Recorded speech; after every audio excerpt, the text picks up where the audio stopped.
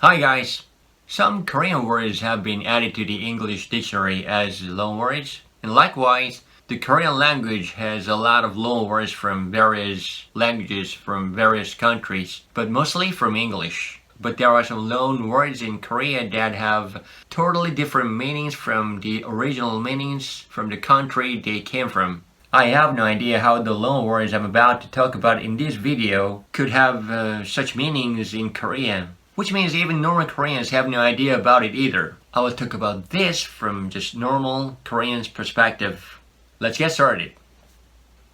Number 1. Overeat. It doesn't mean you glut yourself or something. If it did, then I wouldn't shoot a video like this at this hour. It's about 11:30 p.m. It means vomit. It doesn't mean throw up, which means Korean people don't use it as a verb, but use it only as a noun. The pronunciation is also different. 오바이트. So usually like 오바이트 하다. The literal translation is like do overeat. It means to throw up. When you say 오바이트 했어, the literal translation, I did overeat. It means I threw up.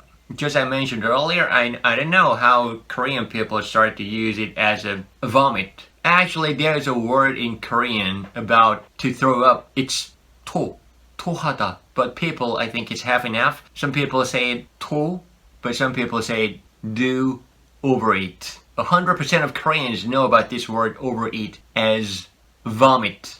Number 2, health.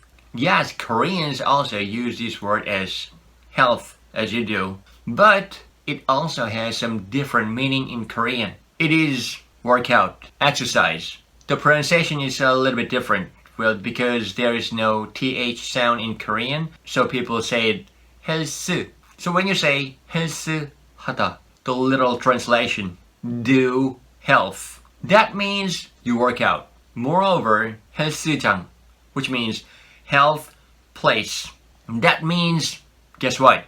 Yeah, gym. 헬스장. Does it sound fun or weird? But I heard the other day that health in Japan has some meaning of brothel or something. I don't know. Number 3, notebook. Guess what? It's a laptop in Korean. Yeah, of course, there are some Koreans who would use the word laptop, but mostly people say notebook. Of course, the pronunciation is a little bit different. 노트북. That means a laptop. Then what is a real notebook in Korean? That is 공책.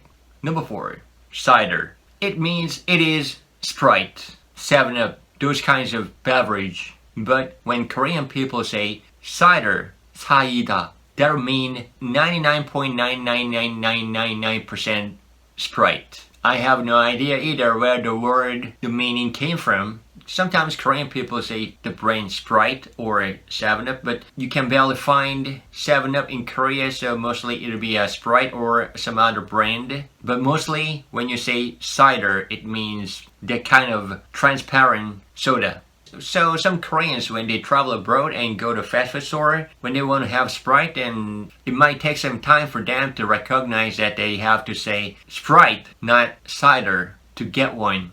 Number 5, pension. As you can imagine, it's not the money, it's not the fund you get from the government, but it's a rental house. It's not the rental house you can think of like you can rent for a year or two, but for your vacation. That sort of rental house. This is a word from French to my knowledge, but a lot of Koreans think that this word is from English. But later I googled it and found out that the word pension in French is not a rental house either. Rather, it means a dorm, as well as the pension as it is in English. And I've seen some non-Koreans who have lived here for a long time use this word pension as a rental house too. I think they are quite Koreanized. Number 6, service. Koreans use this word as you do, like the service from the clerk was very good, but sometimes it's different. When a waiter comes up to you with a food, any drinks, beverages you didn't order and say, 이건 서비스입니다. This is service? That means that is on the house. Or you might hear this word when you go into a cosmetic store. And when you buy something and they give you some kind of free giveaway, then also they say 이거 서비스입니다. This is service. Number 7, cunning.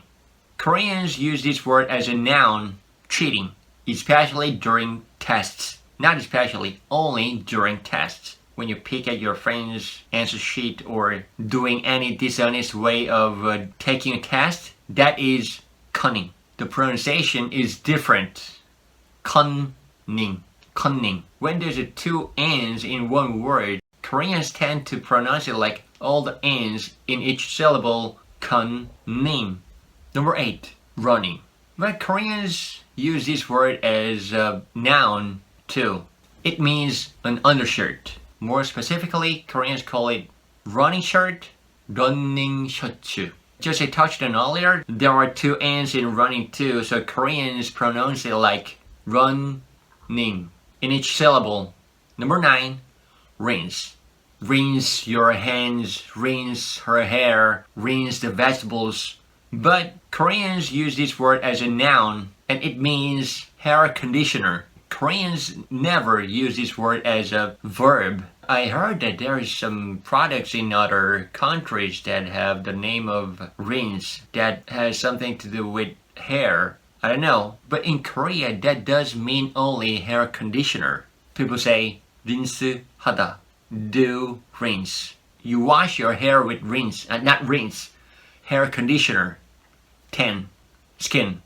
It's toner. So Koreans say it like skin lotion. Skin 발로. Put on skin. That means put on toner. So those 10 words are the loan words in Korea that have some deviant meaning. If any of you study Korean, then this video would be of a lot of help, in my opinion. Actually, there are some more words like this. The loan words in Korea that have a deviant meaning from the original meanings from the original country they came from. I will talk about it in the next video. I'm too tired to talk about all those words in just one video. See you next time. 안녕!